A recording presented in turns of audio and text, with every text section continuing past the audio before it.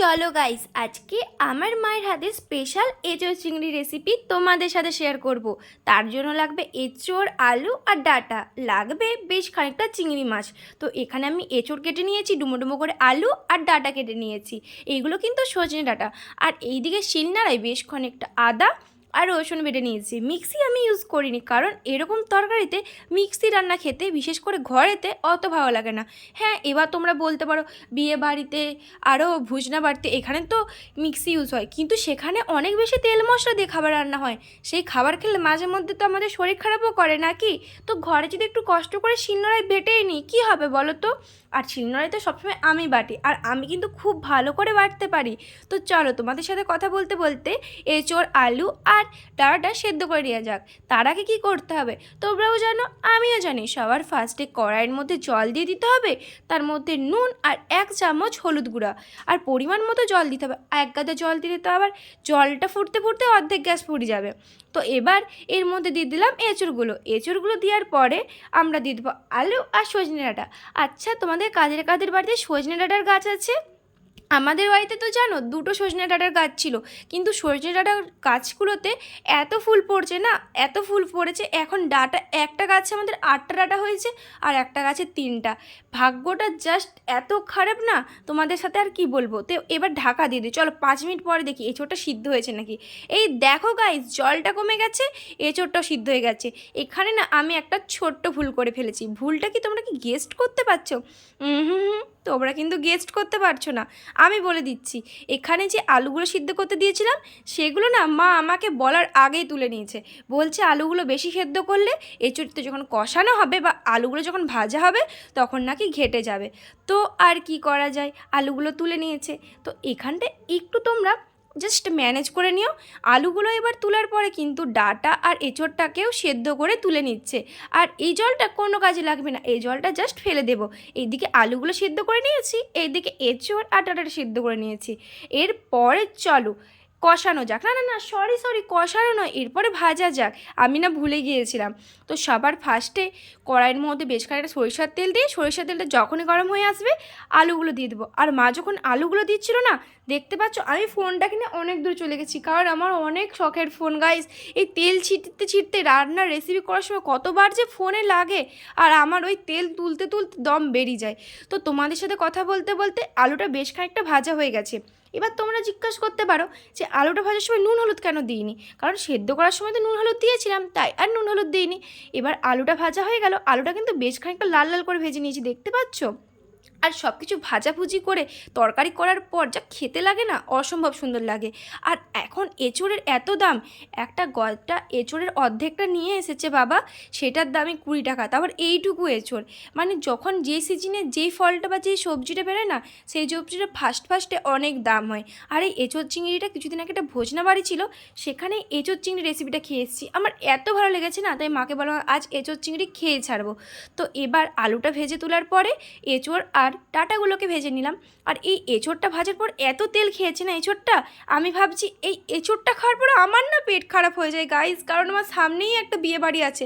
আর আমাদের মতো মেয়েদের, যাদের একটু বেশি র্যাশ বা পিম্পল বেড়ায়, তাদের তো তেল খাওয়া মানে চলেই না বলতে গেলে। আমার এত পিম্পল বেড়ায় না, আর কোনো পিম্পলের যদি কোনো ক্রিম ইউজ করি, সেখানে আবার একটা তো কমে যাবে, যেটা বেরিয়েছে আরও গাদা গুচ্ছে বেরিয়ে যাবে। ওই জন্য তো আমি অ্যালোভেরা জেল ছাড়া আর অন্য কিছু ইউজই করি না। তো এদিকে আলুটা আর এঁচোড়টা আর ডাঁটাটা তো ভাজা হয়ে গেছে। এবার কি, এবার হচ্ছে আমাদেরকে মশলা কষাতে হবে। আর আমার মা না মশলা কষানোর সময় একটা ট্রিক ফলো করে।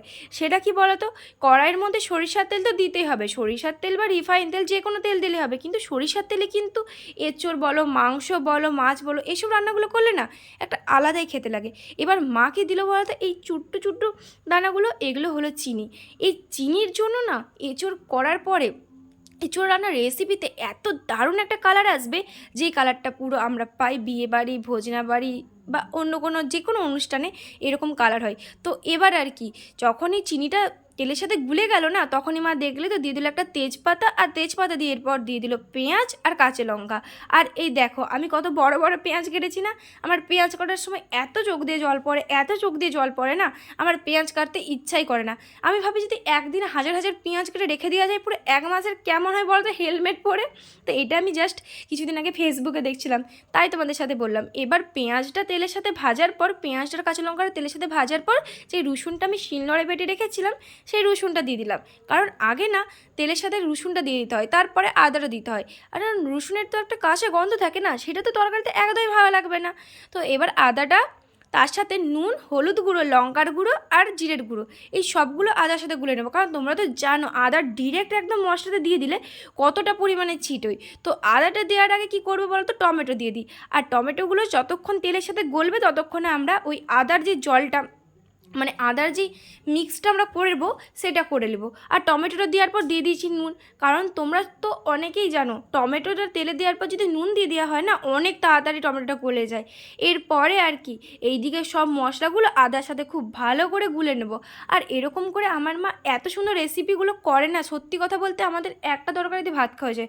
আমাদের এই এঁচোড়টা করেছিল, এঁচোড়টার সাথে আর অন্য কোনো তরকারি লাগে না। আমার মা না প্রচুর ভালো রান্না করে, আমার মায়ের হাতে রান্না ছাড়া অন্য কারোর হাতে রান্না খেতে সেরকম একটা ভালো লাগে না। একদম কম তেলের মধ্যে এত টেস্টি করে রান্না মানে আমার অনেক ভালো লাগে। সত্যি কথা বলতে সবার মায়ের হাতে রান্না খেতে ভালো লাগে। আমার মা এমন একটা ব্যক্তি আমাদের জীবনে, যে মা ছাড়া না আমরা পুরো অসম্পূর্ণ। তো তোমাদের সাথে কথা বলতে বলতে যেই আদার জলটা গুলে রেখেছিল সেটা দিয়ে দিলাম মশলার সাথে। এরপরে 5 মিনিট ধরে মশলাটাকে কষাবো। আর এই দেখো মশলাটা কষানোর সঙ্গে সঙ্গে মশলার থেকে তেল বেরিয়ে গেছে।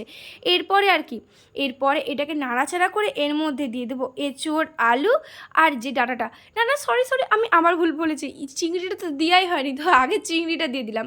কারণ আমি তো রান্নাটা করিনি, রান্নাটা করেছে মা, আমি তোমাদেরকে জাস্ট ভয়েসটা দিচ্ছি। আর অত কি মনে থাকে বলো, আমি এইটুকু মেয়ে। তো চিংড়ি মাছটা দেওয়ার পরে চিংড়ির মাছটার সাথে মশলাটা একটু কষে নেওয়ার পরে দিয়ে দিল আলু, এঁচোড় আর ডাঁটাটা। এরপরে এটাকে খুব ভালো করে কষাতে হবে। মা বললো এটাকে নাকি 5 মিনিট ধরে কষাতে হবে, যাতে এঁচোড়, আলু, চিংড়ি মাছ, ডাঁটার ভেতরে না একদম মশলাটা ঢুকে যায়। তো ফার্স্টে এঁচোড়টা মশলার সাথে 2 থেকে 3 মিনিট খুব ভালো করে নাড়াচাড়া করে কষালো, তারপর দিয়ে দিল একটু জল। বললো একটু জল না দিলে নাকি মশলাটার সাথে মানে কড়াই লেগে যাবে, তখন পুরা খেতে লাগবে, বাস তরকারির একদম মায়ের ভোগে চলে যাবে। তো এবার একটু জল দিয়ে খুব ভালো করে মশলাটা কষানোর পর যখন জলটাও মরে গেল, তখন না মা সাইডে গরম জল করে রেখেছিল। এখন এটাকে একটু ঢাকা দিয়ে দিই, 2 থেকে 3 মিনিট পরে এটাকে খোলার পর গরম জল দেয়। আর আমাদের না মাংস বলো, মাছ বলো, এঁচোড়ের তরকারি বলো, যেটা একটু মানে ভালো করে রিচ রান্না করা হয় না, সেই সব রান্নাতেই না গরম জল ইউজ করে। গরম জল না, এটা ওই জি বাংলাতে মা রান্নার সময় দেখেছিল যে গরম জল যদি রান্নাটা ইউজ করা হয় অনেক ভালো টেস্ট হয়। কারণ ঠান্ডা জলটা দিলে না গিয়ে তরকারির টেস্টটাই চলে যায়। তো এই জন্য এবার গরম জল দিয়ে দিল। আর গরম জলটা দেওয়ার পর প্রায় 5 থেকে 6 মিনিট এটা হাই ফ্লেমে ফুটেছে। আর হাই ফ্লেমে ফুটার পরে এত সুন্দর এটার অ্যারোমা আসছিল, আর এত সুন্দর এটা খেতে লেগেছিল না, সত্যি কথা বলতে তোমরা এরকমভাবে এঁচোড় চিংড়ি বাড়িতে রান্না না করলে তোমরা জানতেই পারবে না। আর এই দেখো 5 মিনিট পর কি দারুণ ঢাকা দিয়ে খোলার পরে ফুটতে থাকলো, বাস এঁচোড় চিংড়ি হয়ে গেল। আর এই এঁচোড় চিংড়ি রেসিপিটা যদি ভালো থাকে, সাবস্ক্রাইব না করে একদম যাওয়া চলবে না, সাবস্ক্রাইব তো করতেই হবে। আর যদি রেসিপিটা তোমাদের বাড়িতে রান্না করার পর আরও বেশি ভালো লাগে থাকে, তখন কিন্তু কমেন্ট আমায় জানিও। আর এই দেখো সবাই না ফটো তুলে কত সুন্দর চিংড়ি মাছের ফটো দেয়, এই দেখো চিংড়ি মাছ।